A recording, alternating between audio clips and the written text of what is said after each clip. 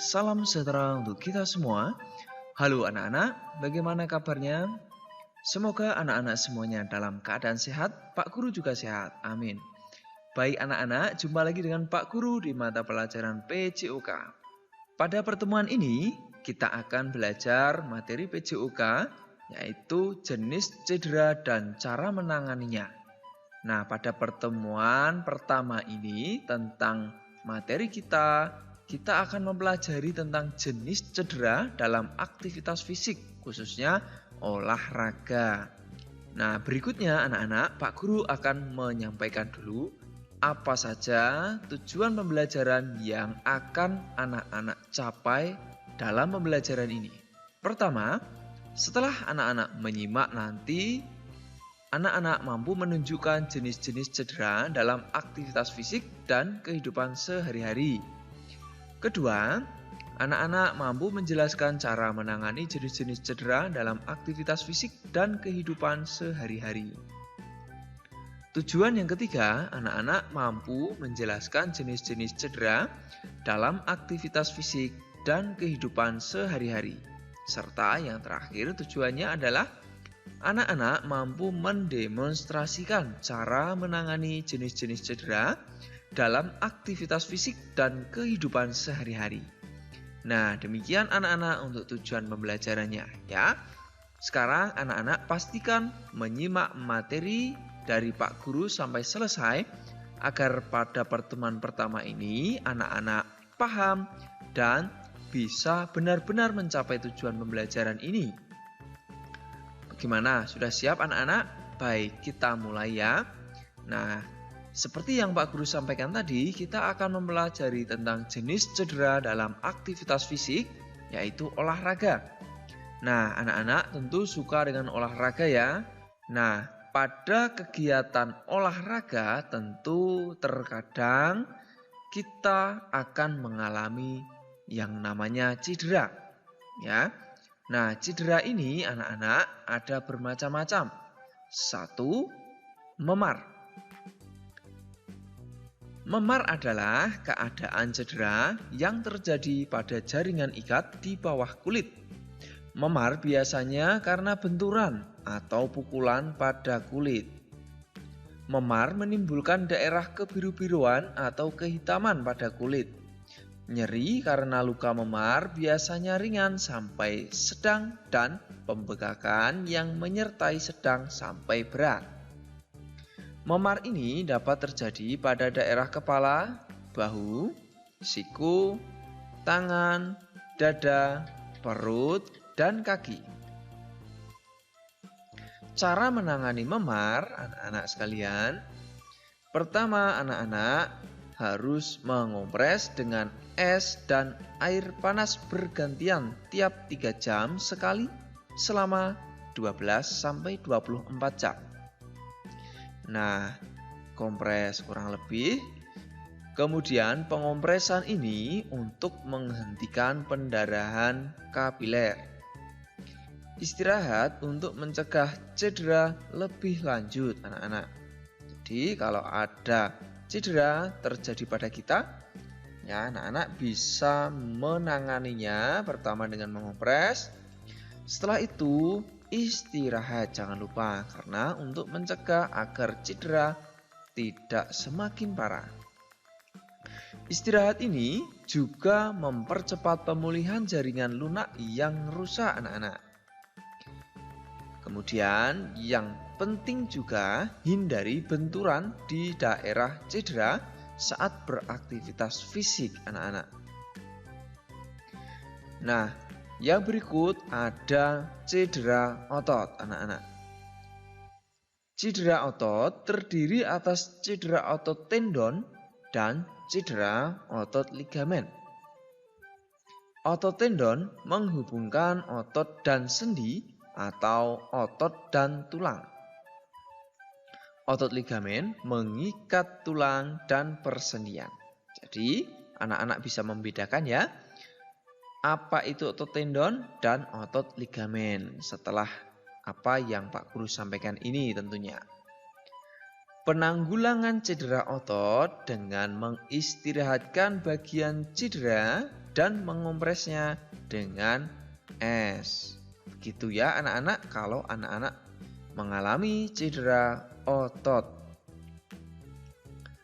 Nah, cedera otot lain adalah kram otot. Ayo anak-anak, apakah anak-anak pernah mengalami kram otot? Ya, siapa yang pernah? Ayo coba sebutkan di kolom komentar ya, kalau anak-anak pernah. Penyebab kram adalah kelelahan otot, kurangnya pemanasan dan peregangan, serta gangguan sirkulasi darah menuju otot. Di sini anak-anak bisa menganalisa bahwa penyebab kram ini kelelahan otot. Jadi anak-anak jangan sampai terlalu lelah kalau berolahraga. Dan pemanasan harus cukup. Kalau anak-anak kurang pemanasan atau peregangan bisa menimbulkan kram otot. Nah, kram otot ini rasanya pasti nyeri ya anak-anak.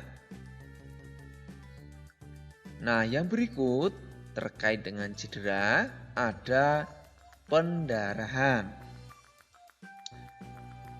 Saat beraktivitas fisik, seseorang dapat mengalami pendarahan. Apa jenis pendarahan yang terjadi saat aktivitas fisik? Nah, pendarahan yang sering terjadi saat beraktivitas fisik adalah pendarahan hidung, mulut, dan kulit. Bagaimana cara mengatasi pendarahan ini? Anak-anak ada yang tahu? Nah, pada pendarahan hidung, anak-anak dudukkan penderita atau siapa yang mengalami pendarahan hidung ini. Kemudian jepit hidung sedikit ke bawah tulang rawan hidung. Posisi ibu jari berhadapan dengan jari-jari lain.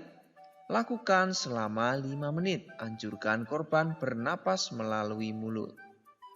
Berikan kompres dingin di sekitar batang hidung, mata, hingga pipi. Jika pendarahan tidak berhasil dihentikan, segera minta pertolongan kepada orang dewasa yang ada di sekitarmu, ya. Nah, yang berikut ada pendarahan mulut anak-anak. Pendarahan dari bibir atau gusi dapat dihentikan dengan penekanan langsung dan kompres dingin. Jika terdapat gigi goyang atau fraktur, gigi tidak dicabut.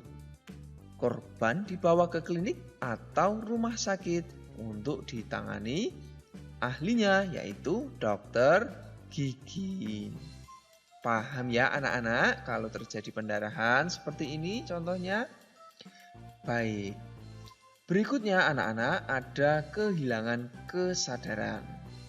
Nah, jika wajah orang yang pingsan pucat karena kelelahan atau lapar, baringkan di tempat datar, letakkan kepala lebih rendah dari kaki agar darah mengalir ke kepala korban pingsan. Bisa anak-anak lihat di sini. Jika wajah orang yang pingsan memerah, sanggah kepalanya dengan bantal atau sesuatu, tujuannya agar darah mengalir secara normal. Nah, jika korban muntah, miringkan kepala agar muntahan tidak menghalangi pernapasan. Berikutnya, anak-anak, jika pakaian yang dikenakan korban atau siapa yang pingsan itu memakai pakaian terlalu ketat, maka kendurkan. Ini dimaksudkan agar korban dapat bernapas dengan lega. Jika korban sudah siuman, beri minuman air gula atau teh manis hangat ya. Lalu jika korban tidak sadar, segera dibawa ke pusat kesehatan terdekat. Ini dilakukan agar segera mendapat perawatan medis atau dari ahlinya yang sesuai dengan bidang medis. Begitu anak-anak untuk beberapa hal terkait dengan cedera pada aktivitas fisik ataupun olahraga. Apa yang bisa anak-anak lakukan jika ada orang di sekitar anak-anak mengalami kram otot? Sampai di sini dulu anak-anak pertemuan kita. Sampai jumpa anak-anak di pembelajaran selanjutnya. Tetap semangat belajar bersama Pak Guru di sini. Salam sehat, salam semangat, salam PJOK. Nah anak-anak, sampai jumpa juga ya di pertemuan kedua dalam materi cedera dan cara menanganinya.